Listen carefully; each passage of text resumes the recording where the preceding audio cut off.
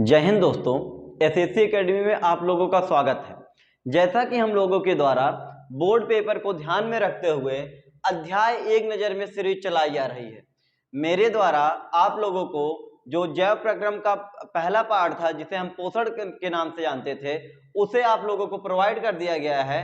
आज उसी के क्रम में जो हमारा दूसरा चैप्टर है जैव प्रक्रम सेकंड श्वसन, आज इसके बारे में हम चर्चा करेंगे।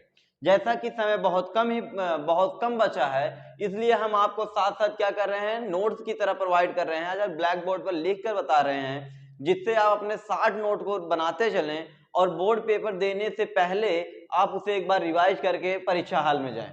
तो हम चालू करते हैं। जो आज हमारा मुख्य टॉपिक है उसे हम किस नाम से जानते हैं? श्वसन के नाम से जानते हैं। किस नाम से?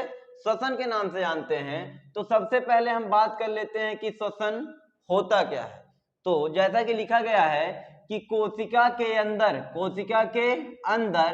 भोज पदार्थ के ऑक्सीजन की उपस्थिति में, कोशिका के अंदर भोज पदार्थ का ऑक्सीजन की उपस्थिति में ऑक्सीकृत होकर ऊर्जा मुक्त करने की प्रक्रिया क्या कहलाती है? श्वसन कहलाती है। भोज पदार्थ का कोशिका के अंदर, या हम कह सकते हैं भोज पदार्थ का माइटोकॉन्ड्रिया के अंदर ऑक्सीजन की उपस्थिति में ऑक्सीकृत होकर ऊर्जा मुक्त करने की प्रक्रिया क्या कहलाती है? श्वसन कहलाती है। यहाँ पर दो शब्द नए आए हुए हैं, जैसे एक भोज पदार्थ आप देख रहे होंगे और दूसरा देख रहे होंगे ऑक्सीकृत होना। अर्थात मानव में जो भोज पदार्थ मुख्यतः लिया जाता है वह क्या होता है? कार्बोहाइड्रेट का ग्लूकोज होता है, या यहां पर जो ऑक्सीकृत है उसका क्या मतलब होता है? ऑक्सीजन से मिलकर छोटे छोटे टुकड़ों में टूटना। हम कह सकते हैं कि ग्लूकोज का कोशिका के अंदर या माइटोकॉन्ड्रिया के अंदर ऑक्सीजन के साथ मिलकर छोटे छोटे अणुओं या सरल अणुओं में टूटकर ऊर्जा मुक्त करने की प्रक्रिया क्या कहलाती है? श्वसन कहलाती है। ठीक है। यदि हम बात करें तो ग्लूकोज जो होता है, ग्लूकोज सबसे पहले किस में टूटता है? पायरुविक अम्ल में टूटता है। किस में टूटता है? पायरुविक अम्ल में टूटता है। अर्थात एक ग्लूकोज के अणु से दो पायरुविक अम्लों का क्या होता है? निर्माण होता है। ग्लूकोज पहले पायरुविक अम्ल में टूटता है, तब जाके क्या मुक्त होती है? ऊर्जा मुक्त होती है। तथा ग्लूकोज का पायरुविक अम्ल में टूटने की प्रक्रिया क्या कहलाती है? ग्लाइकोलाइसिस कहती है। जहां पर दो शब्द से ग्लाइकोलाइसिस बनता है, ग्लाइको प्लस लाइसिस, जिसका अर्थ होता है ग्लूकोज का टूटने की प्रक्रिया। तो ग्लूकोज सबसे पहले पायरुविक अम्ल में टूटता है, यह प्रक्रिया क्या कहलाती है? ग्लाइकोलाइसिस कहलाती है। और यह प्रक्रिया कोशिका द्रव में क्या होती है? संपन्न होती है। कोशिका द्रव में क्या होती है? संपन्न होती है।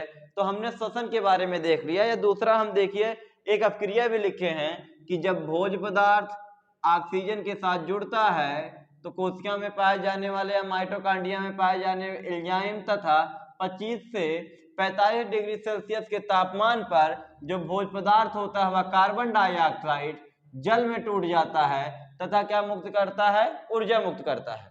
यदि हम श्वसन की बात करें तो हमें पता, हमने भोज पदार्थ के रूप में क्या लिया है? ग्लूकोज लिया है। ग्लूकोज जब ऑक्सीजन से क्रिया करता है एंजाइम तथा 25 से 45 डिग्री सेल्सियस के तापमान पर, तो वह सरल अणु क्या बनाता है? कार्बन डाइऑक्साइड बनाता है तथा जल बनाता है, एवं क्या मुक्त करता है? 38 एटीपी ऊर्जा मुक्त करता है, जिसे हम 673 किलो कैलोरी के नाम से भी क्या है? जानते हैं। अर्थात श्वसन की प्रक्रिया में ग्लूकोज ऑक्सीजन से मिलता है, माइटोकॉन्ड्रिया के अंदर एंजाइम या कोशिका के अंदर 25 से 45 डिग्री सेल्सियस पर कार्बन डाइऑक्साइड तथा जल के छोटे छोटे सरल अणुओं में टूटता है, या और 38 एटीपी या 673 कैलोरी की ऊर्जा क्या करता है? मुक्त करता है। यही प्रक्रिया श्वसन कहलाती है। यदि हम बात करें टाइप ऑफ रिस्पायरेशन की, तो श्वसन कितने प्रकार के होते हैं? श्वसन दो प्रकार के होते हैं, जिसमें पहले श्वसन को कहते हैं ऑक्सी श्वसन तथा दूसरे श्वसन को क्या कहते हैं? अनाक्सी श्वसन। यदि हम ऑक्सी श्वसन की बात करते हैं तो ऑक्सी श्वसन को हम एक और नाम से जानते हैं, जिसे हम क्या कहते हैं? वायवीय श्वसन कहते हैं। और इसे इंग्लिश में क्या कहा जाता है? एरोबिक जो है रिस्पायरेशन, सॉरी एरोबिक रिस्पायरेशन क्या कहा जाता है, एरोबिक रिस्पायरेशन कहा जाता है। तो हमें पता है कि आखिरी श्वसन साधारणता भाषा में कहते हैं कि वह श्वसन जो ऑक्सीजन की उपस्थिति में होता है, वह श्वसन जो ऑक्सीजन की उपस्थिति में होता है उस श्वसन को हम क्या कहते हैं, आखिरी श्वसन कहते हैं। या वह श्वसन जो वायु की उपस्थिति में होता है उसे हम क्या कहते हैं, वह श्वसन जो ऑक्सीजन की उपस्थिति में होता है उसे आखिरी श्वसन, या इसे हम कहते हैं वायवीय श्वसन दूसरे नाम से। तो जो वायु की उपस्थिति में होता है उसे क्या कहते हैं, वायवीय श्वसन कहते हैं। इस प्रकार से हम इसकी पूर्ण परिभाषा की बात करें तो हमें जैसा बोर्ड में लिखना है कि श्वसन का वह प्रकार जो ऑक्सीजन या वायु की उपस्थिति में होता है, वह श्वसन जो ऑक्सीजन या वायु की उपस्थिति में होता है जिसमें भोज्य पदार्थ अर्थात ग्लूकोज का पूर्ण ऑक्सीकरण होता है, ग्लूकोज का पूर्ण ऑक्सीकरण होता है तथा भोज्य पदार्थ कार्बन डाइऑक्साइड तथा जल में परिवर्तित होकर अधिक ऊर्जा मुक्त करते हैं, अधिक ऊर्जा मुक्त करते हैं। यही प्रक्रिया क्या कहलाती है, आखिरी श्वसन। जैसा कि नाम से स्पष्ट है, आखिरी श्वसन जो ऑक्सीजन की उपस्थिति में होता है। यदि इसका नाम वायवीय श्वसन करके पूछा है तो वह श्वसन जो वायु की उपस्थिति में होता है तथा जिस श्वसन के अंतर्गत भोज्य पदार्थ का पूर्ण ऑक्सीकरण होता है, जिसके द्वारा जो भोज्य पदार्थ होता है वह कार्बन डाइऑक्साइड तथा जल के सरल अणुओं में टूट जाता है और जिसकी सहायता से अधिक ऊर्जा बाहर निकलती है, यह प्रक्रिया क्या कहलाती है, आखिरी श्वसन कहलाती है। तो आप देख सकते हैं आखिरी श्वसन का रासायनिक समीकरण लिखा गया है कि C6H12O6, जिसे हम क्या कहते हैं, जिसे हम ग्लूकोज के नाम से जानते हैं। जब ग्लूकोज ऑक्सीजन के साथ क्या होता है, संयोग करता है तो एंजाइम तथा 25 से 45 डिग्री सेल्सियस पर यह किसमें टूट जाता है, कार्बन डाइऑक्साइड तथा जल में टूट जाता है, जिसके फलस्वरूप 673 किलो कैलोरी या 38 एटीपी ऊर्जा क्या होती है, मुक्त होती है। वहीं हम दूसरे श्वसन की बात करें तो दूसरा श्वसन क्या होता है, अनाक्सी श्वसन होता है, या इसे हम क्या कहते हैं, अवायवीय श्वसन कहते हैं। अब यह आक्सी श्वसन का ठीक उल्टा होता है, अर्थात श्वसन का वह प्रकार जो ऑक्सीजन की अनुपस्थिति में होता है या वायु की अनुपस्थिति में होता है। तो इस प्रकार के श्वसन को क्या कहते हैं, अनाक्सी श्वसन कहते हैं या अवायवीय श्वसन कहते हैं या एनएरोबिक रिस्पायरेशन कहते हैं।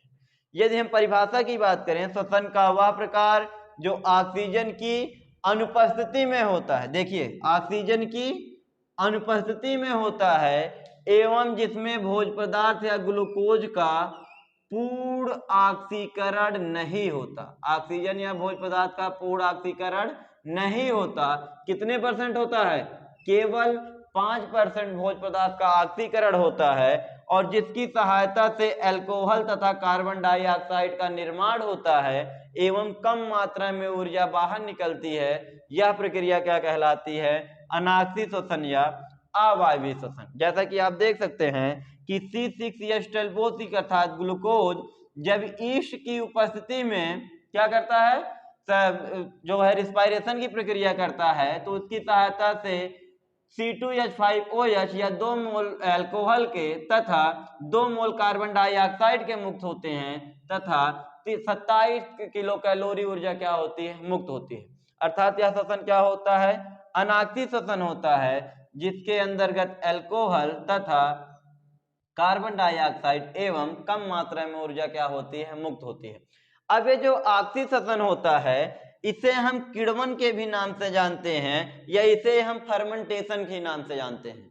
अर्थात जो अनाक्सी श्वसन होता है उसे हम किण्वन के नाम से जानते हैं। तो यह प्रक्रिया कहाँ होती है, कोशिका द्रव में होती है। यह प्रक्रिया कहाँ होती है, कोशिका द्रव में होती है।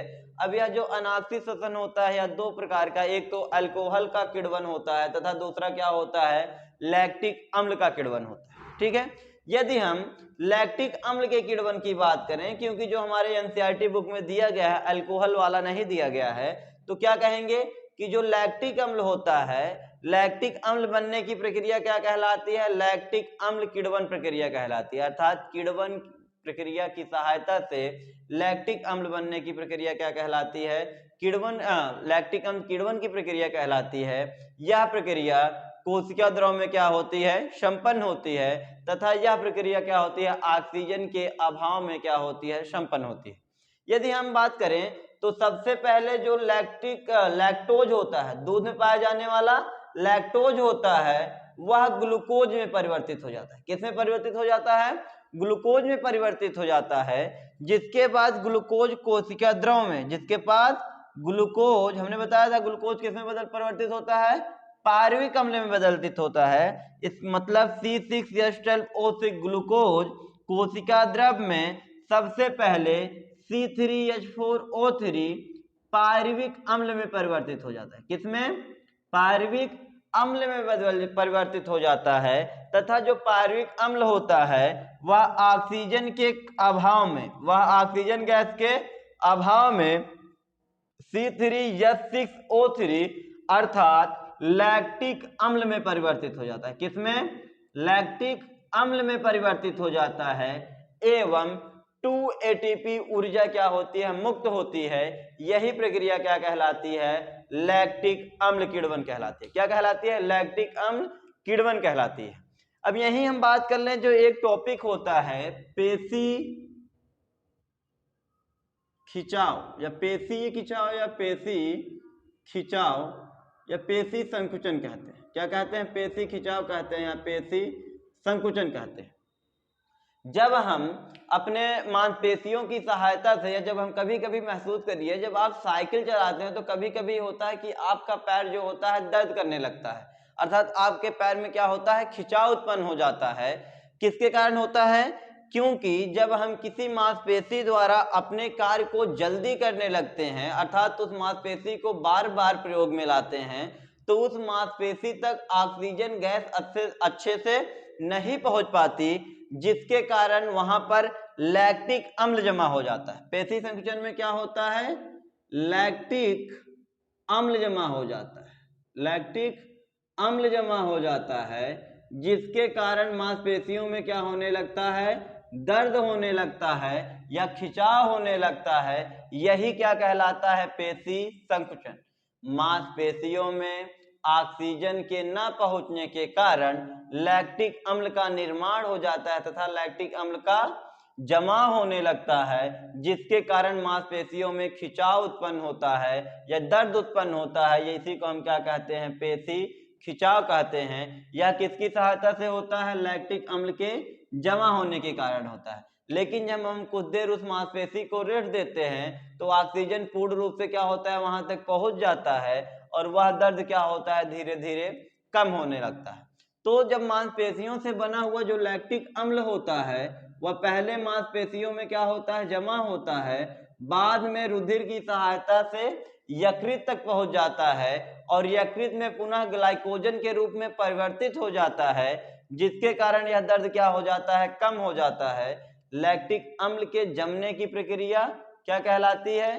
पेशी खिंचाव कहलाती है, जिसके कारण क्या होता है? हमारे मांसपेशियों में दर्द उत्पन्न होता है। इस प्रकार से हमने जो पहला टॉपिक था श्वसन के प्रकार को क्या किया? पूर्ण किया। आगे हम जो है इसके आगे चर्चा करेंगे जो है श्वसन के पार्ट के, तो आप इसका स्क्रीनशॉट ले लीजिए क्योंकि आपको नोट्स बनाने में हेल्प करेगा। जैसा कि हमने श्वसन तथा श्वसन के प्रकार के बारे में पढ़ लिया था, एनसीईआरटी बुक में इस प्रकार से एक जो है डायग्राम मेंशन हुआ है जो आक्सीय श्वसन, अनाक्सीय श्वसन तथा किण्वन की प्रक्रिया, लैक्टिक अम्ल बनने की प्रक्रिया को क्या करता है? प्रदर्शित करता है। यदि हम देखें तो श्वसन की प्रक्रिया में सबसे पहले जो ग्लूकोज होता है वह 6 कार्बन से मिलकर बनी हुई संरचना होती है। तो ग्लूकोज के द्वारा किसका निर्माण होता है? ग्लाइकोलिसिस प्रक्रिया के दौरान पायरुवेट का निर्माण होता है जो 3 कार्बन से मिलकर बनी हुई संरचना होती है। इसके बाद जो पायरुवेट होता है वह ऑक्सीजन की उपस्थिति में, ऑक्सीजन की अनुपस्थिति में एवं ऑक्सीजन के अभाव में पुनः जो है क्या करता है? नए नए उत्पादों का निर्माण करता है। तो हम देखते हैं कि जो ऑक्सीजन की उपस्थिति में प्रक्रिया होती है इसे हम क्या नाम देते हैं? आक्सीय श्वसन नाम देते हैं। इससे हम देखते हैं जो उत्पाद बनता है वह क्या बनता है, कार्बन डाइऑक्साइड बनता है, जल बनता है, तथा 38 एटीपी ऊर्जा या 673 किलो कैलोरी ऊर्जा क्या होती है, मुक्त होती है। वहीं यदि हम दूसरे श्वसन की बात करें तो ऑक्सीजन की अनुपस्थिति में जो होता है इसे हम क्या कहते हैं, अनाक्सी श्वसन कहते हैं। तो अनाक्सी श्वसन में कौन कौन से उत्पाद बनते हैं, एक तो अल्कोहल बनता है या इसे हम एथिल अल्कोहल कहते हैं, क्या कहते हैं, एथिल अल्कोहल कहते हैं, तथा इसके साथ क्या बनती है, कार्बन डाइऑक्साइड बनती है, तथा कम मात्रा में ऊर्जा था 2 एटीपी ऊर्जा मुक्त होती है, क्योंकि ऑक्सीजन की उपस्थिति में जो पायरुवेट बना होता है ग्लूकोज से, इसका पूर्ण ऑक्सीकरण नहीं होता, केवल 5% ऑक्सीकरण होता है। कितना, केवल 5% भोज्य पदार्थ का क्या होता है, ऑक्सीकरण होता है। वहीं हम तीसरे पॉइंट की बात करें जो ऑक्सीजन के अभाव में होता है, इसे हम लैक्टिक अम्ल किण्वन कहते हैं, लैक्टिक अम्ल किण्वन कहते हैं। इस प्रक्रिया में क्या होता है, जो 3 कार्बन पायरुवेट होता है वह लैक्टिक अम्ल में बदल जाता है एवं 2 एटीपी ऊर्जा मुक्त करता है। इस प्रकार से हम ऑक्सी श्वसन, अनाक्सी श्वसन तथा लैक्टिक अम्ल किण्वन के बारे में क्या बनते हैं, शॉर्ट नोट तैयार कर सकते हैं। वहीं इसके बाद सबसे इंपॉर्टेंट टॉपिक आ जाता है जो बोर्ड पेपर में लगभग हमेशा पूछा जाता है। इस टॉपिक को हमने जो है अनसॉल्व कराते समय भी सॉल्व कराया था, जैसा आप प्रीवियस जो है वीडियोस पढ़े हैं उन्हें आप देख सकते हैं। लेकिन इस समय क्या है, कम समय बचा है, तो आप केवल उन्हीं वीडियो को देखिए जिससे आपको अच्छा अंक स्कोर हो। तो जो इसके बाद का टॉपिक होता है वह होता है ऑक्सी तथा अनाक्सी श्वसन में अंतर, अर्थात वायवीय या अवायवीय श्वसन में अंतर या ऑक्सी तथा अनाक्सी श्वसन में अंतर। अब यह प्रक्रिया एकदम सरल होती है, परिभाषा हमने पढ़ लिया, परिभाषा के जो है भाग है उसी में पूरा अंतर निहित है। यदि हम बात करते हैं तो हम चार्ट बनाते हैं, यहाँ पर एक आधार बनाते हैं, किस आधार पर हम ऑक्सी तथा अनाक्सी श्वसन को अलग करेंगे। एक खाने में लिखते हैं ऑक्सी श्वसन तथा दूसरे खाने में लिखते हैं अनाक्सी श्वसन। तो जो पहला आधार होता है वह होता है ऑक्सीजन, जो पहला आधार होता है वह होता है ऑक्सीजन। तो हमें पता है कि ऑक्सी श्वसन में ऑक्सीजन की आवश्यकता होती है, अर्थात ऑक्सी श्वसन में ऑक्सीजन उपस्थित होता है, जबकि अनाक्सी श्वसन में ऑक्सीजन की आवश्यकता नहीं होती है। पहला अंतर कंफर्म हुआ। वहीं जिसमें क्या हम करते हैं, अंतिम उत्पाद की बात करते हैं, तो जो अंतिम उत्पाद बनता है ऑक्सी श्वसन में वह होता है कार्बन डाइऑक्साइड तथा जल, एवं क्या मुक्त होती है, हाई अमाउंट में या मोर अमाउंट में एनर्जी क्या होती है, मुक्त होती है। वहीं अनाक्सी श्वसन में एथिल अल्कोहल बनता है तथा क्या बनता है, कार्बन डाइऑक्साइड बनती है, तथा क्या मुक्त होती है, ऊर्जा मुक्त होती है, लेकिन यह ऊर्जा कम मात्रा में होती है, अर्थात कितनी मात्रा में होती है, 2 एटीपी के रूप में होती है।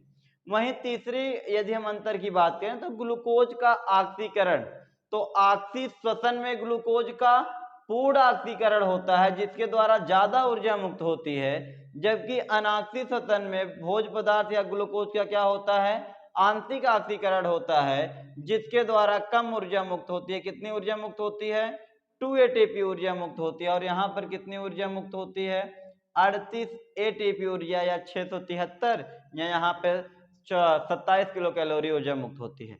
यदि हम अपने चौथे नंबर के आधार की बात करें तो होती है निर्गत ऊर्जा, जैसा दिया गया है कि कितनी ऊर्जा मुक्त होती है, 38 ऊर्जा मुक्त होती है, और कितनी, 2 एटीपी ऊर्जा मुक्त होती है, अर्थात 27 किलो कैलोरी ऊर्जा मुक्त होती है, यहाँ पर 673 किलो कैलोरी ऊर्जा मुक्त होती है।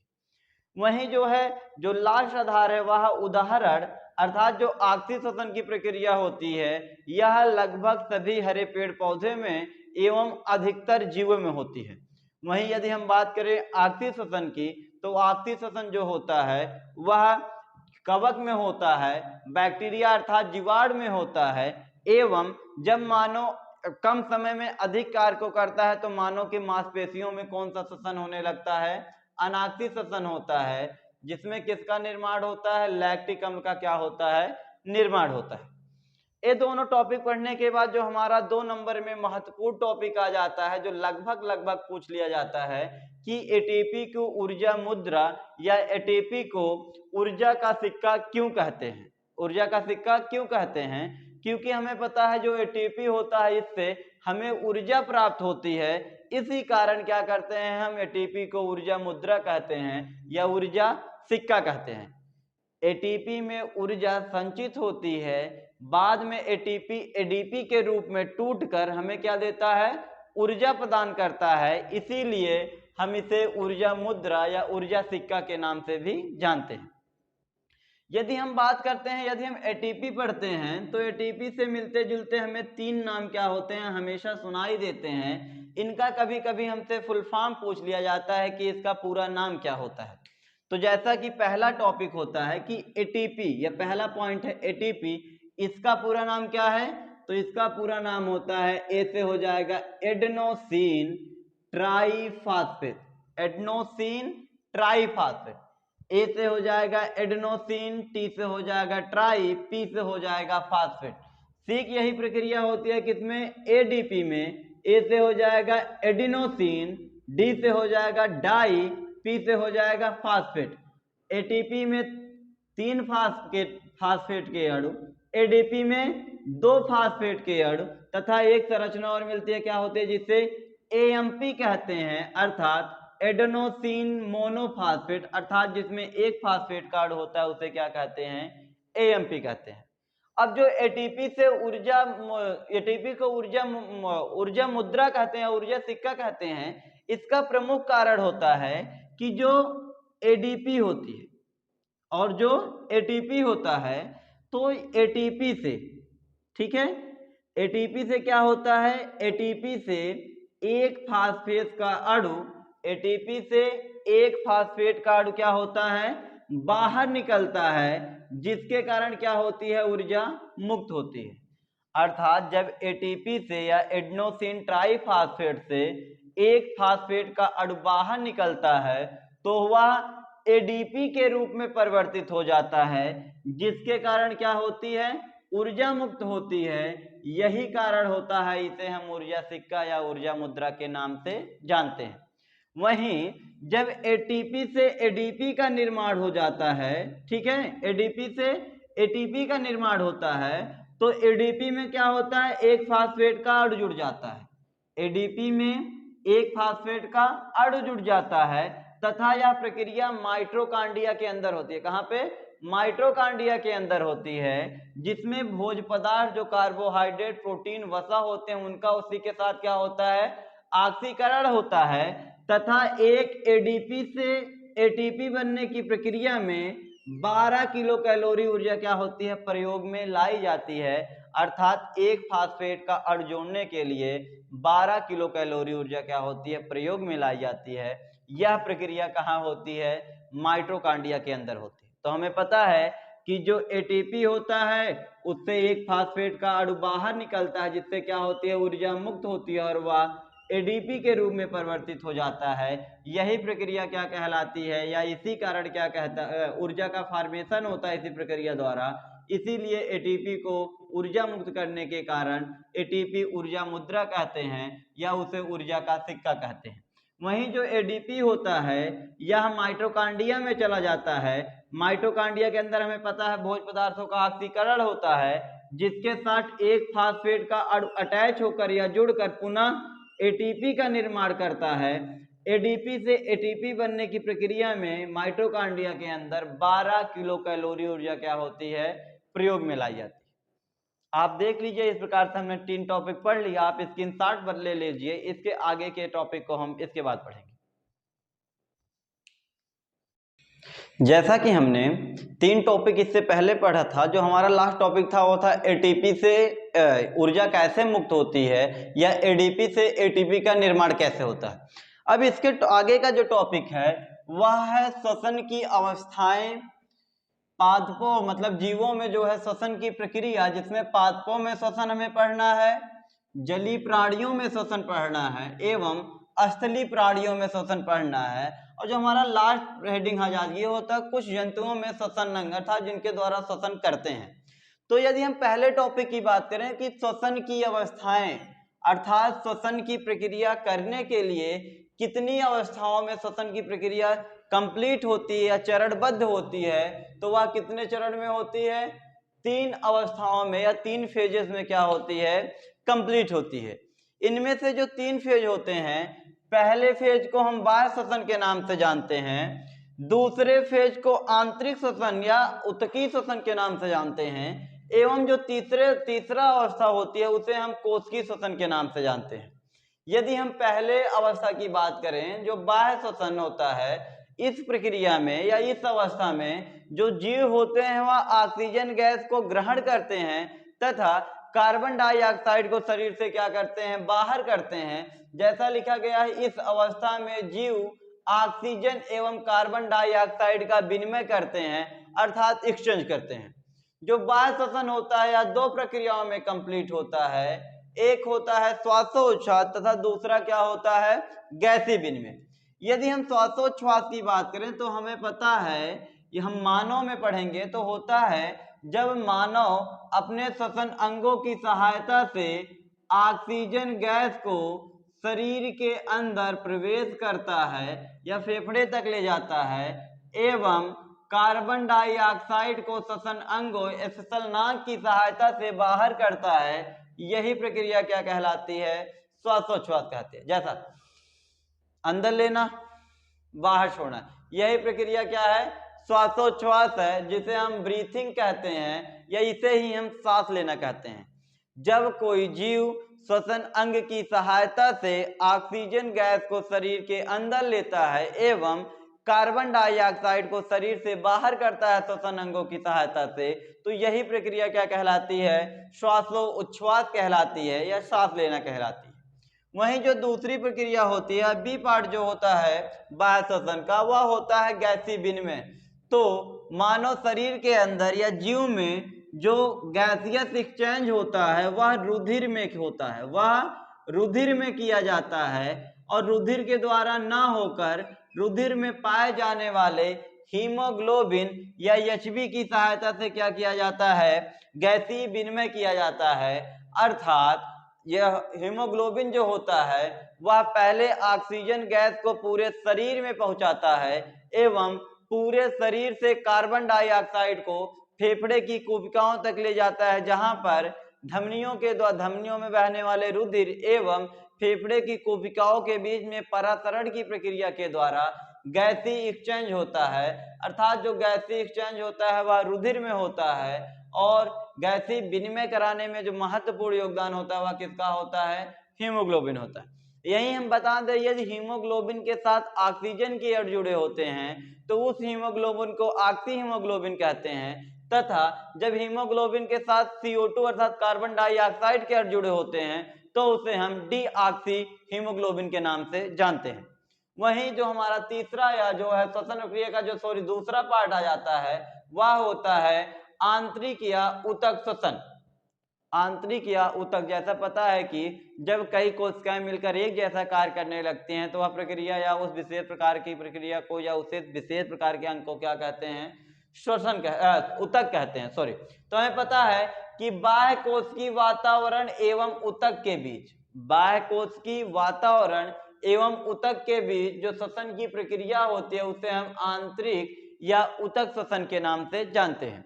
एवं जो तीसरा सबसे महत्वपूर्ण अवस्था आ जाती है वह होती है कोशिकीय श्वसन। अर्थात मानव शरीर में पाए जाने वाले माइटोकॉन्ड्रिया के अंदर ऑक्सीजन जब भोज्य पदार्थ से मिलकर भोज्य पदार्थ को छोटे छोटे टुकड़ों में तोड़कर हमें ऊर्जा प्रदान करता है, यही प्रक्रिया क्या कहलाती है, कोशिकीय श्वसन कहलाती है। और कोशिकीय श्वसन के द्वारा ATP के रूप में क्या होती है, ऊर्जा मुक्त होती है। ठीक है, इस प्रकार से हमारा श्वसन की तीन अवस्थाएं, पहला होता है बाह्य श्वसन जिसमें दो अवस्थाएं होती हैं, पहली होती है जो श्वासोच्छ्वास, दूसरी होती है गैसीय विनिमय। एवं जो दूसरा स्टेप होता है अवस्था का वह होता है आंतरिक या उत्तकीय श्वसन एवं तीसरा सबसे महत्वपूर्ण कोशिकीय श्वसन होता है। इसके बाद का जो हमारा टॉपिक होता है वह होता है जीवों में श्वसन, जिनमें पहला टॉपिक होता है पादपों में श्वसन अर्थात पौधों में श्वसन। तो हमें पता है जो पौधे होते हैं वे श्वसन की प्रक्रिया दिन रात दोनों करते हैं, श्वसन की प्रक्रिया दिन रात दोनों करते हैं। कभी कभी आपसे एग्जामिनर पूछ लेता है जब वाइवा का पेपर होता है, क्या जो पौधे होते हैं वह श्वसन की प्रक्रिया दिन में करते हैं केवल या रात में भी करते हैं। तो हमें कंफ्यूज सब लोग सोचते हैं कि पौधे जो होते हैं वे दिन में प्रकाश संश्लेषण करते हैं तथा रात में श्वसन करते होंगे, लेकिन ऐसा नहीं होता। जो पौधे होते हैं वे दिन में भी जो है श्वसन की प्रक्रिया करते हैं और रात में भी क्या करते हैं, श्वसन की प्रक्रिया को कंप्लीट करते हैं। जो पौधे होते हैं वह श्वसन की प्रक्रिया करने के लिए 3 प्रकार के अंगों का प्रयोग करते हैं। पहला होता है जड़ द्वारा श्वसन या जड़ द्वारा गैसीय विनिमय, दूसरे तने द्वारा तथा तीसरा होता है पत्ती द्वारा गैसीय विनिमय।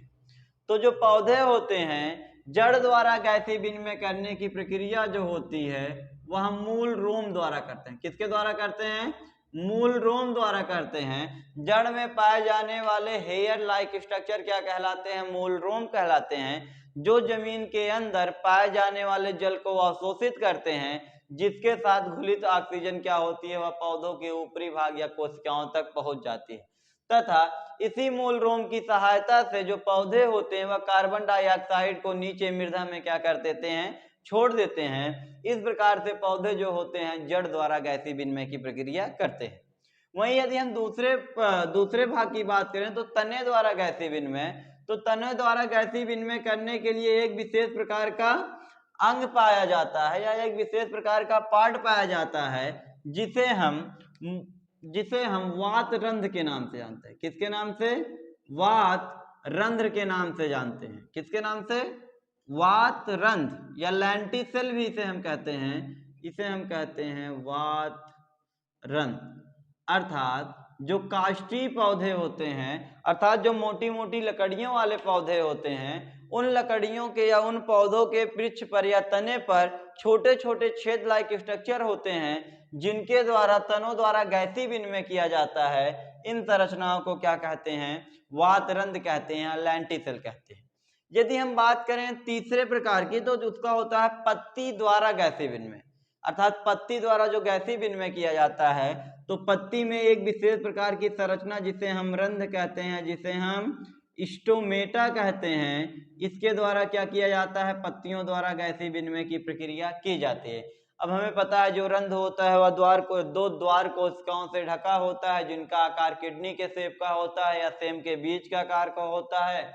इन रंध्र के जो है चारों तरफ जो है हरित लवक पाए जाते हैं द्वार कोशिकाओं में। द्वार कोशिकाओं के ऊपर सहायक कोशिकाएं पाई जाती हैं। तो इस प्रकार से क्या होता है, जो पौधे होते हैं, जो पादप होते हैं, वे जड़ द्वारा जो श्वसन करते हैं मूल रोम की सहायता से, तने द्वारा श्वसन करते हैं वातरंध्र की सहायता से, पत्ती द्वारा श्वसन करते हैं रंध्र की सहायता से। वहीं जैसा नीचे लिखा गया है कि रात में क्या होता है कि पौधे प्रकाश संश्लेषण का अभाव, अर्थात रात के समय में प्रकाश नहीं उपलब्ध हो पाता, अर्थात जो पौधे होते हैं वह प्रकाश संश्लेषण की प्रक्रिया रात को नहीं करते। यदि प्रकाश मिल रहा तो करेंगे। क्या होता है? रात में प्रकाश संश्लेषण की प्रक्रिया का अभाव होता है एवं CO2 का अधिक निष्कासन होता है। अर्थात जब श्वसन किया जाता है तो CO2 अधिक मात्रा में बाहर निकलती है।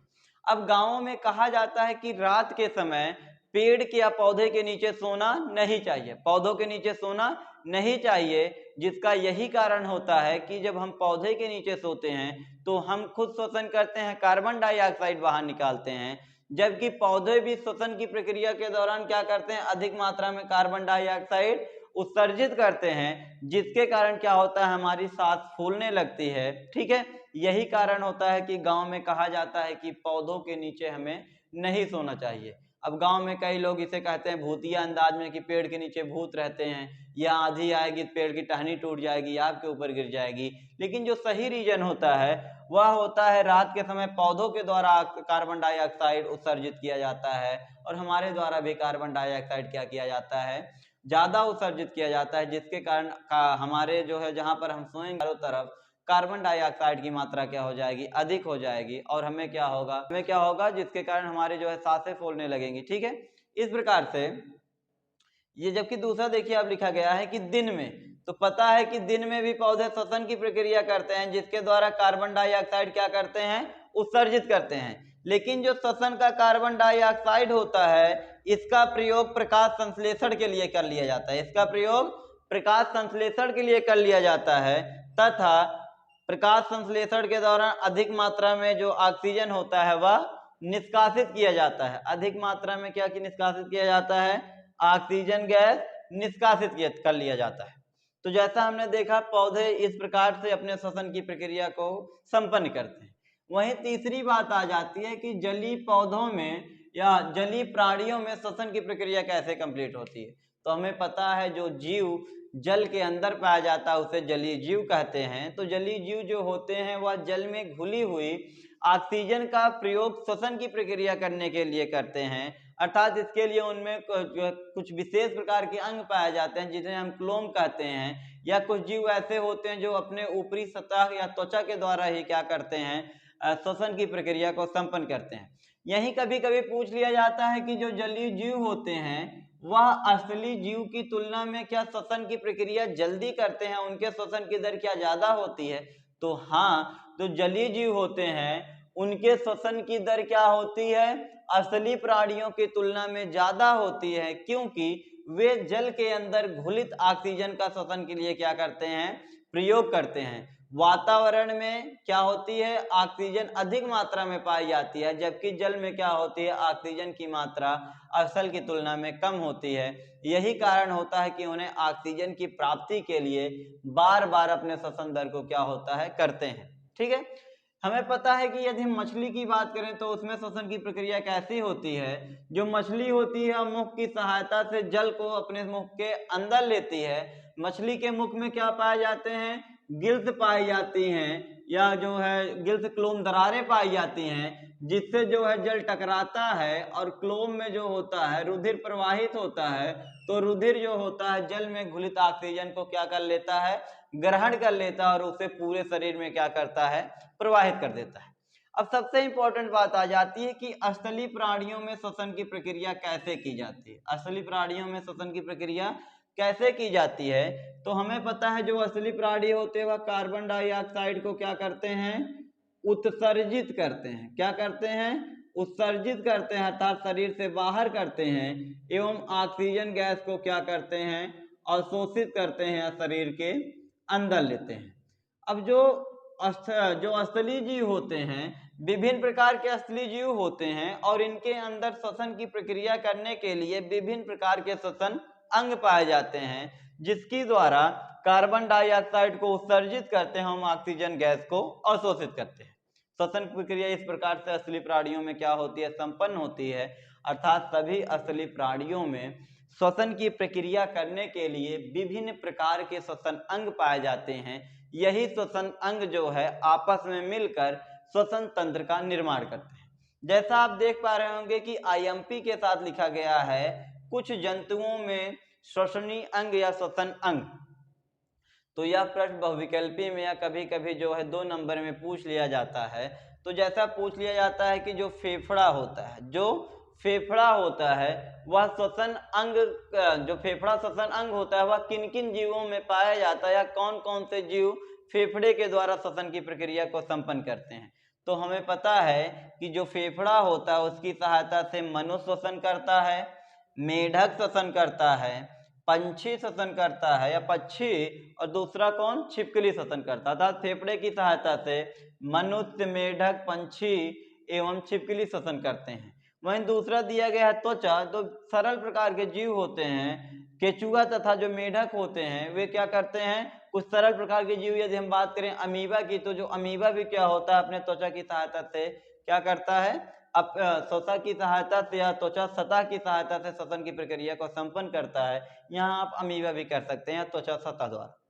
तीसरा होता है क्लोम, जो थोड़ा इंपॉर्टेंट हो जाता है क्योंकि जो टैडपोल लार्वा होता है, जो मेढक का लार्वा होता है वह क्लोम के द्वारा श्वसन करता है। जो मछलियां होती हैं वह भी क्लोम के द्वारा या गिल के द्वारा श्वसन की प्रक्रिया को संपन्न करती हैं। इसके बाद है श्वसन नाल, अर्थात जिसे हम ट्रैकिया के नाम से जानते हैं। यह आर्थ्रोपोडा के जो संघ या आर्थ्रोपोडा के जितने भी कीट पाए जाते हैं वे श्वसन नाल या ट्रैकिया के द्वारा श्वसन की प्रक्रिया को करते हैं। इसके बाद है पुष्ट फेफड़ा, जिसे हम बुकलंग्स के नाम से जानते हैं। तो बुकलंग्स के द्वारा बिच्छू तथा मकड़ी क्या करते हैं, श्वसन की प्रक्रिया को संपन्न करते हैं। यह क्वेश्चन बहुत ही इंपॉर्टेंट हो जाता है कि पुष्ट फेफड़ा किसमें पाया जाता है। तो बिच्छू तथा मकड़ी में पुष्ट फेफड़ा या बुकलंग्स पाया जाता है।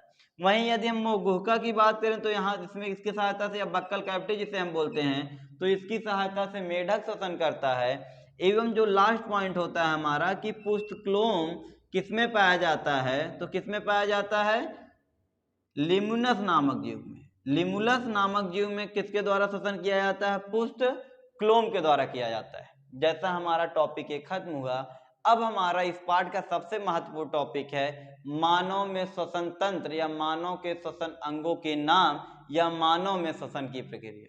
कुछ भी करके क्वेश्चन पूछा जाएगा, लेकिन वह प्रश्न जो होगा बहुत ही महत्वपूर्ण होगा। आप स्क्रीनशॉट ले लीजिए इसका, आपको नोट्स बनाने में सुविधा होगी। जैसा कि हमने पादप तथा जलीय जंतुओं एवं स्थलीय जंतुओं में श्वसन की प्रक्रिया को पढ़ लिया था, अब जो हमारा सबसे महत्वपूर्ण टॉपिक है वह है मानव में श्वसन, अर्थात मानव में श्वसन की प्रक्रिया कैसे होती है। तो यह क्वेश्चन लॉन्ग क्वेश्चन में पूछा जाता है अधिकतर बोर्ड पेपर में, और यह प्रश्न जो होता है लगभग हमेशा बोर्ड पेपर में पूछ लिया जाता है, जो अति महत्वपूर्ण हम कह सकते हैं यह प्रश्न है। तो हम देखते हैं कि जो मानव में श्वसन की प्रक्रिया होती है, मानव में श्वसन की प्रक्रिया में ऑक्सीजन गैस को श्वासोच्छ्वास के माध्यम से या नाक की सहायता से शरीर के अंदर लिया जाता है, तथा शरीर के अंदर बनी कार्बन डाइऑक्साइड को क्या किया जाता है, शरीर से बाहर किया जाता है। यदि हम मानव के श्वसन की बात करते हैं तो हम कहते हैं कि मानव में श्वसन प्रक्रिया को अच्छे तरीके से करने के लिए मानव में श्वसन तंत्र पाया जाता है, अर्थात मानव के श्वसन अंग मिलकर श्वसन की प्रक्रिया को कंप्लीट करते हैं। इन्हीं प्रक्रिया इसी सिस्टम को क्या कहते हैं, हम श्वसन तंत्र कहते हैं।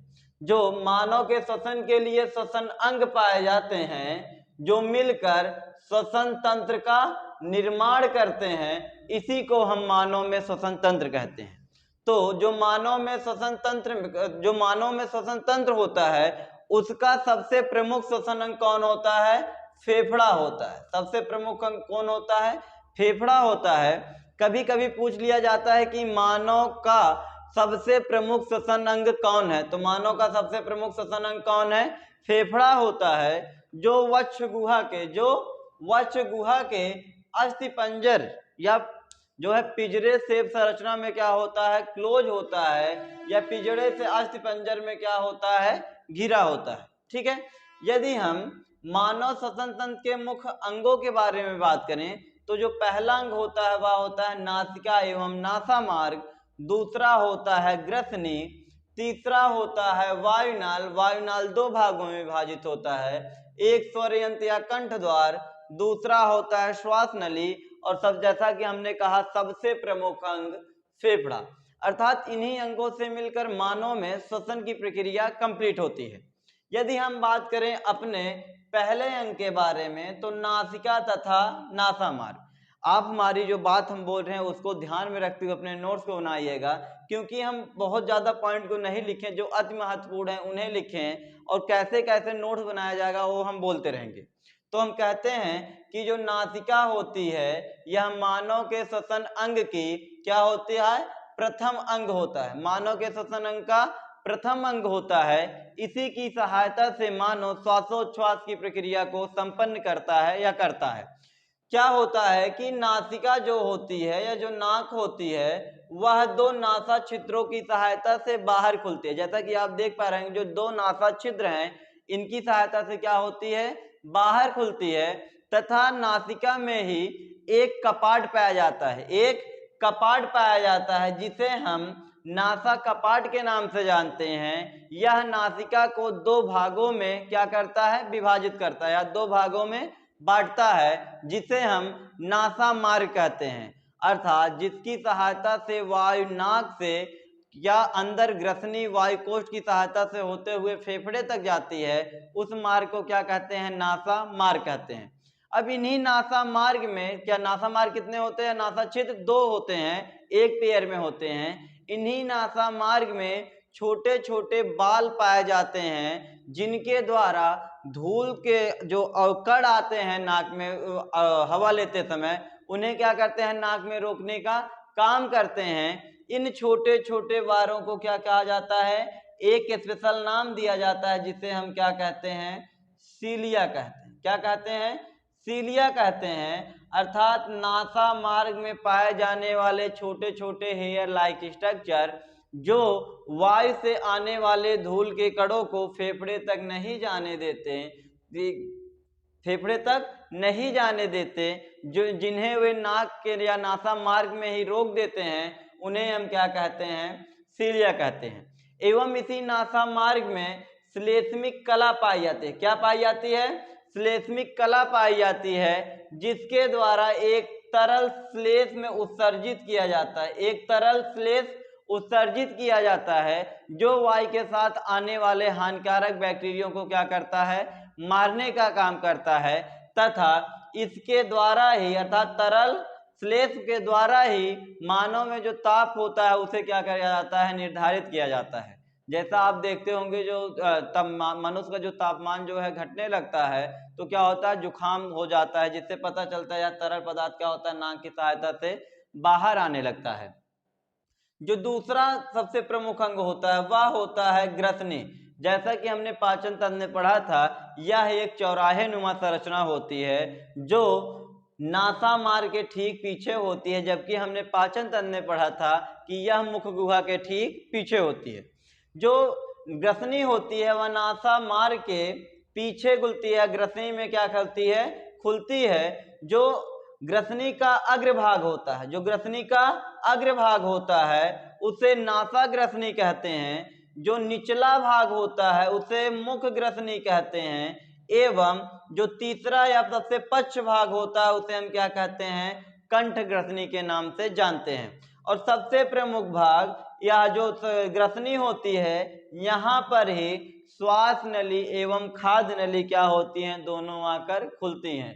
श्वास नली तथा खाद्य नली दोनों आकर खुलती हैं। एवं इसलिए हम कहते हैं जो ग्रसनी होती है एक चौराहे नुमा क्या होती है, संरचना होती है, एक चौराहे नुमा कोष्ठ होती है।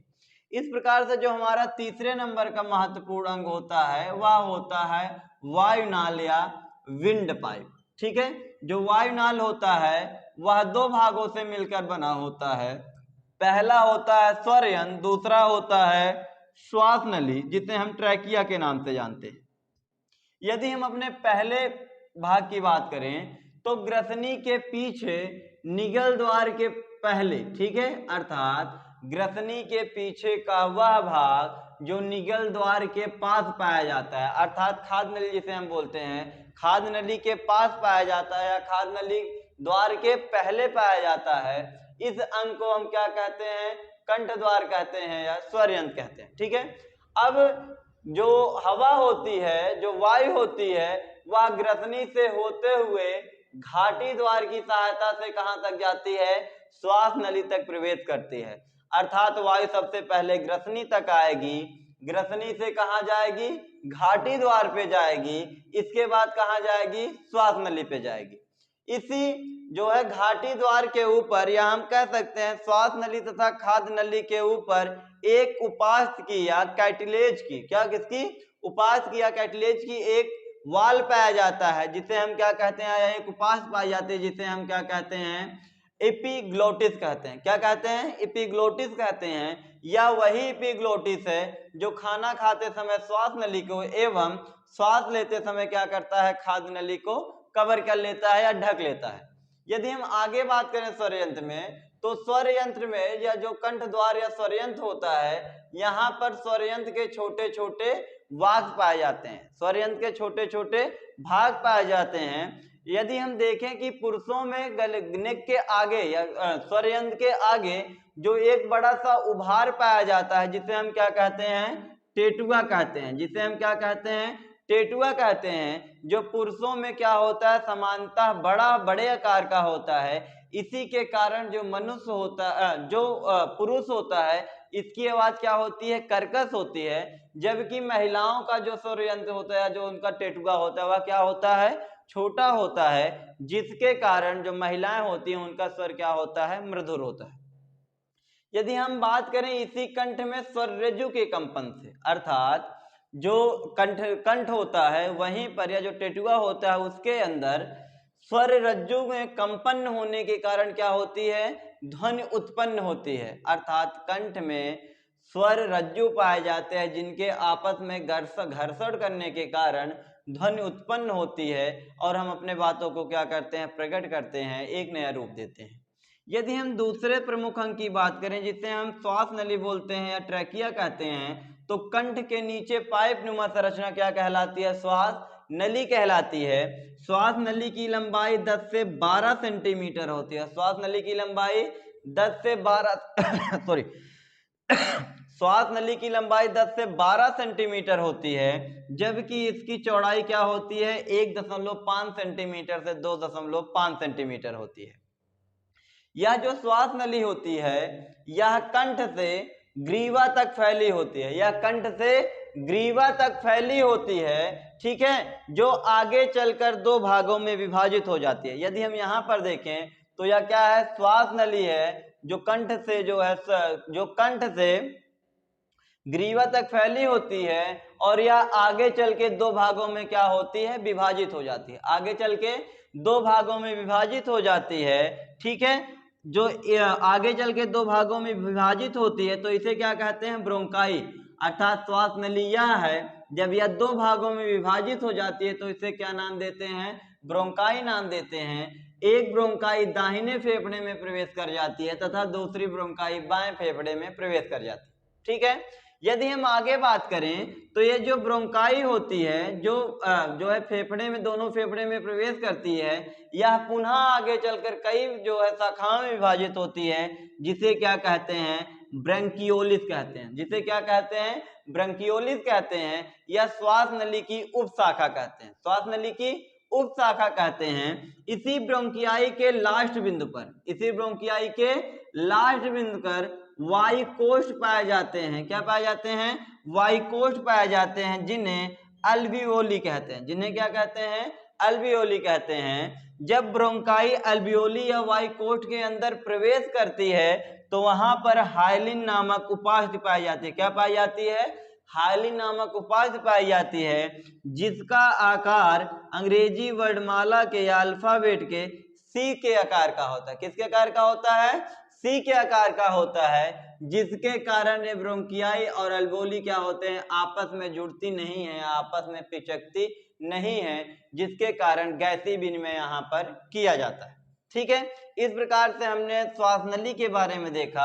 अब जो सबसे महत्वपूर्ण भाग है वह क्या है, फेफड़ा होता है। सबसे महत्वपूर्ण भाग क्या होता है, फेफड़ा होता है। यदि हम फेफड़े की बात करें तो मानव का सबसे प्रमुख श्वसन अंग फेफड़ा होता है, जो वक्ष गुहा में, ठीक है, वक्ष गुहा में अस्थिपंजर के बीच में क्या होता है, उपस्थित होता है, तथा यह दो गुलाबी, अर्थात इसकी संख्या कितनी होती है, एक जोड़ी होती है, यह दो गुलाबी एवं कोमल एवं लचीला अंग होता है। यह गुलाबी रंग का होता है, यह कोमल तथा लचीला अंग होता है, जो दोहरी झिल्ली से गिरा होता है, जिसे फुफ्फुस आवरण कहते हैं, जिसे क्या कहते हैं, फुफ्फुस आवरण कहते हैं। इन दोनों फुफ्फुस आवरण के बीच में खाली स्थान पाया जाता है, जिसे हम क्या कहते हैं, गुहा कहते हैं, जिसे हम क्या कहते हैं, फुफ्फुस गुहा कहते हैं। अर्थात फुफ्फुस आवरण के बीच में पाए जाने वाले गुहा या खाली स्थान को क्या कहते हैं, फुफ्फुस गुहा कहते हैं, ठीक है। इसी फुफ्फुस गुहा के अंदर तरल पदार्थ पाया जाता है, जिसे हम क्या कहते हैं, फुफ्फुस तरल कहते हैं, जिसे क्या कहते हैं, फ्लूरल लिक्विड कहते हैं। यह क्या करता है, घर्षण की प्रक्रिया से फेफड़े को बचाता है, ठीक है। वहीं इसके बाद जो दोनों फेफड़ों के बीच, अर्थात दाएं तथा बाएं फेफड़ों के बीच खाली स्थान पाया जाता है, जहां पर हृदय व्यवस्थित होता है, उसे हम क्या कहते हैं, मध्य अवकाश कहते हैं, क्या कहते हैं, मध्य अवकाश कहते हैं। तथा जो फेफड़ा होता है वह दो भागों में विभाजित होता है, एक फेफड़ा दायां फेफड़ा कहलाता है, दूसरा फेफड़ा बायां फेफड़ा कहलाता है, ठीक है। जो दायां फेफड़ा होता है वह बाएं फेफड़े की तुलना में आकार में क्या होता है, बड़ा होता है, लेकिन लंबाई में क्या होता है, बाएं फेफड़े से छोटा होता है, ठीक है। इस प्रकार से यदि हम चित्त की बात करें तो सबसे ऊपर क्या लिखा गया है, कंठ लिखा गया है। इसके बाद श्वास नली है। श्वास नली दो भागों में विभाजित होती है, एक बाएं फेफड़े में प्रवेश करती है, दूसरा दाएं फेफड़े में प्रवेश करती है, जिसे ब्रोंकाई कहते हैं। अर्थात जब ब्रोंकाई आगे चलकर और शाखाओं में बढ़ जाती है तो इसे ब्रोंकियोलस कहते हैं, तथा ब्रोंकियोलस के लास्ट टिप पर क्या पाए जाते हैं, वायुकोष्ठ पाए जाते हैं या अल्वियोली पाए जाते हैं। अब यहाँ है बाएं फेफड़े का उच्च भाग, अर्थात फेफड़े का वह भाग जो क्या होता है, नुकीला होता है, उसे शीर्ष कहते हैं। या इसमें जो है बाएं फेफड़े में, बाएं फेफड़ा दो भागों में विभाजित होता है, एक होता है बाएं फेफड़े का उच्च भाग, दूसरा होता है बाएं फेफड़े का निम्न भाग। जबकि जो दायां फेफड़ा होता है वह तीन भागों में विभाजित होता है या तीन पिंडों में विभाजित होता है। सबसे ऊपर का उच्च पिंड, दूसरा होता है मध्य पिंड, तथा बीच का मध्य पिंड एवं सबसे नीचे पाया जाने वाला क्या होता है, निम्न पिंड कहलाता है। श्वास नली जिस स्थान से, श्वास नली जिस स्थान से फेफड़े के अंदर प्रवेश करती है उसे नाभिका के नाम से जानते हैं, उसे नाभिका के नाम से जानते हैं। इस प्रकार से हमने फेफड़े के बारे में या मानव के श्वसन तंत्र के बारे में पूर्ण जानकारी प्राप्त कर ली। अब आगे का जो है, यहीं पे तो पाठ खत्म होता है, लेकिन हम फेफड़े के आंतरिक संरचना के बारे में भी क्या करेंगे, अध्ययन करेंगे। तो आप स्क्रीनशॉट ले लीजिए, इसके आगे हम पढ़ते हैं।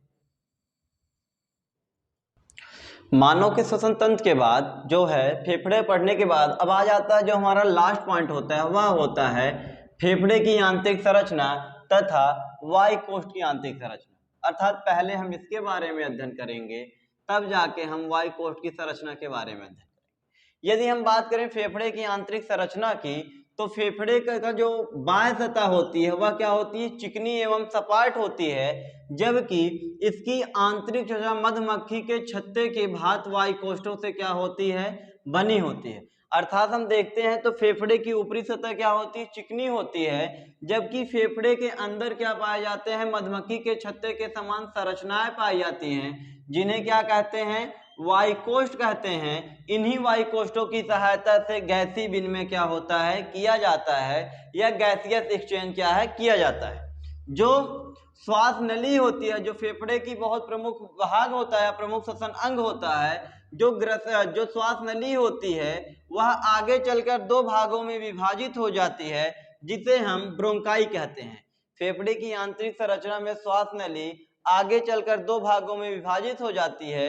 एक विभाजित भाग बाएं फेफड़े में प्रवेश करता है तथा दूसरा विभाजित भाग दाएं फेफड़े में प्रवेश करता है। ठीक है, ये श्वास नली के विभाजित होने की जो कोशिकाएं होती है, दो भाग होता है। जब ब्रोंकाई दो भागों में विभाजित होती है, जब श्वास नली दो भागों में विभाजित होती है, इसे ब्रोंकाई कहते हैं। आगे ब्रोंकाई चलकर कई भागों में पुनः विभाजित होती है, जिसे ब्रोंकियोलस कहते हैं। जिसे क्या कहते हैं, जिसे ब्रोंकियोलस कहते हैं। यह ब्रोंकियोलस आगे चल के अल्वियोलर डक्ट का निर्माण करता है, अल्वियोलर डक्ट का निर्माण करता है, जिसके द्वारा एट्रियम का निर्माण किया जाता है, जिसके द्वारा एट्रियम का निर्माण किया जाता है। इसी एट्रियम के लास्ट बिंदु पर, इसी एट्रियम के लास्ट बिंदु या अंतिम छोर पर मधुमक्खी के छत्ते के समान ढेर सारी संरचनाएं दिखाई देती हैं, या अंगूर के छत्ते के समान ढेर सारी संरचनाएं दिखाई देती हैं। उसे क्या कहते हैं, हम अल्वियोली कहते हैं, जिसे क्या कहते हैं, वायुकोष्ठ कहते हैं। ठीक है, इसी वायुकोष्ठ की सहायता से गैसीय विनिमय किया जाता है, और जो वायुकोष्ठ होते हैं वह एपिथेलियम की बनी होती हैं। किसकी बनी होती है, इसकी सतह एपिथेलियम की बनी होती है। तो हम देखते हैं जो फेफड़े की श्वास नली है आगे चलकर दो भागों में डिवाइड होती है, जिसे ब्रोंकाई कहते हैं। ब्रोंकाई आगे चलकर ब्रोंकियोलस में डिवाइड होती है। ब्रोंकियोलस के द्वारा अल्वियोलर डक्ट का निर्माण किया जाता है, जो एट्रियम का निर्माण करती है। एट्रियम के ऊपर जो है अंगूर के गुच्छे के समान ढेर सारे संरचनाएं दिखाई देती हैं। यह मधुमक्खी के छत्ते के समान ढेर सारी संरचनाएं दिखाई देती हैं, जिसे क्या कहते हैं, वायुकोष्ठ या अल्वियोली कहते हैं। जो अल्वियोली होती है वह एपिथेलियम की क्या होती है, बनी होती है। इस प्रकार से हम कह सकते हैं कि दायां फेफड़ा तीन भागों में विभाजित होता है, बायां फेफड़ा दो भागों में विभाजित होता है। जो दायां फेफड़ा होता है उसमें उच्च पिंड, मध्य पिंड तथा निम्न पिंड होते हैं, जबकि दाएं फेफड़े में केवल उच्च पिंड तथा निम्न पिंड होते हैं। जो दायां फेफड़ा होता है उसका आकार जो होता है बाएं फेफड़े की तुलना में बड़ा होता है, लेकिन दाएं फेफड़े से लंबाई में क्या होता है, छोटा होता है। जबकि फेफड़े के सबसे ऊपरी भाग को शीर्ष के नाम से जानते हैं, जबकि जहां से जो है ब्रोंकाई फेफड़े के अंदर दोनों फेफड़े में भागों में प्रवेश करती है उसे नाभिका के नाम से जानते हैं। इस प्रकार से हम फेफड़े के आंतरिक संरचना के बारे में क्या करते हैं, अध्ययन करते हैं। जो हमारा लास्ट पॉइंट है इस लेक्चर का वह होता है वायु कोष्ठों की संरचना, या हम यहां पर इसे कह सकते हैं कि गैसियस एक्सचेंज इन एल्वियोली, अर्थात वायु कोष्ठों में गैसियस एक्सचेंज कैसे किया जाता है। तो हमें पता है जो वायु कोष्ठ होता है वह देखने में कैसा होता है, छोटे छोटे अंगूर के दाने के समान। तो यहाँ पर आप देख पा रहे होंगे एक एल्वियोली, केवल एक एल्वियोली के बारे में लिया गया है। तो वायु कोष्ठों के ऊपर जो महाधमनी होती है, जो फुफ्फुस महाधमनी होती है वह क्या होती है, इनके ऊपर कबर होती है। हमें पता है धमनी में शुद्ध रुधिर बहता है, लेकिन जो फुफ्फुस धमनी होती है उसमें अशुद्ध रुधिर बहता है। अर्थात जो फुफ्फुस धमनी होती है वह पूरे शरीर से अशुद्ध रुधिर को क्या है, कोशिकाओं तक लेके आती है, जो कोशिकाओं के ऊपर क्या है, व्यवस्थित होती है, फैली होती है। जैसे हम अपने इस संरचना को यदि कोशिका माने तो जो फुफ्फुस महाधमनी होती है उसके ऊपर ऐसे क्या होती है, कबर होती है, छाई हुई होती है। हम जानते हैं जब हम श्वासोच्छ्वास की प्रक्रिया करते हैं तो फिर जो वायु होती है वह नासा मार्ग या नासिका तथा नासा मार्ग ग्रसनी से होते हुए जो है विंड पाइप की सहायता से फेफड़े तक आती है और लास्ट में कहां तक जाती है, एल्वियोली में आती है। अर्थात यहाँ से ऑक्सीजन क्या होता है, इंटर होता है। एल्वियोली के अंदर ऑक्सीजन की मात्रा क्या होती है, ज्यादा होती है, एवं जो फुफ्फुस महाधमनी होती है इसमें ऑक्सीजन की मात्रा कम होती है। जबकि फुफ्फुस महाधमनी में क्या होती है, कार्बन डाइऑक्साइड की मात्रा क्या होती है, ज्यादा होती है। तो यहाँ पर डिफ्यूजन के द्वारा अधिक सांद्रता से कम सांद्रता की ओर क्या होता है, ऑक्सीजन तथा कार्बन डाइऑक्साइड का संवहन होता है। तो हमें पता है कि एल्वियोलस में जो होता है या वायु कोष्ठ में ऑक्सीजन ज्यादा होता है, वह डिफ्यूजन की सहायता से फुफ्फुस महाधमनी में चला जाता है। जबकि फुफ्फुस महाधमनी में कार्बन डाइऑक्साइड ज्यादा होती है, वह डिफ्यूजन के माध्यम से क्या होती है, वायु कोष्ठ में चली जाती है, तथा वायु कोष्ठ में श्वासोच्छ्वास की प्रक्रिया के द्वारा क्या होती है, वह नाक के सहायता से वातावरण में प्रवाहित की जाती है। तथा जो ऑक्सीजन गैस होती है वह रुधिर की सहायता से या रुधिर में पाए जाने वाले हेमोग्लोबिन से क्या होती है, बढ़ जाती है और पूरे शरीर में क्या होती है, संचरित की जाती है। इस प्रकार से जो हमारा अध्याय एक नजर में टॉपिक चल रहा था वह संपन्न होता है, अर्थात खत्म होता है। इस प्रकार से हमने पहले तथा दूसरे पार्ट का अध्याय एक नजर में टॉपिक देख लिया है। अब हम तीसरे टॉपिक के या तीसरे चैप्टर के बारे में अध्ययन करेंगे। तब तक आप हमसे जुड़े रहिए अपनी पढ़ाई को बेहतर करने के लिए, तथा बोर्ड पेपर में ज्यादा समय नहीं बचे हैं तो आप अपने पढ़ाई को अच्छे से करिए। जय हिंद, जय भारत।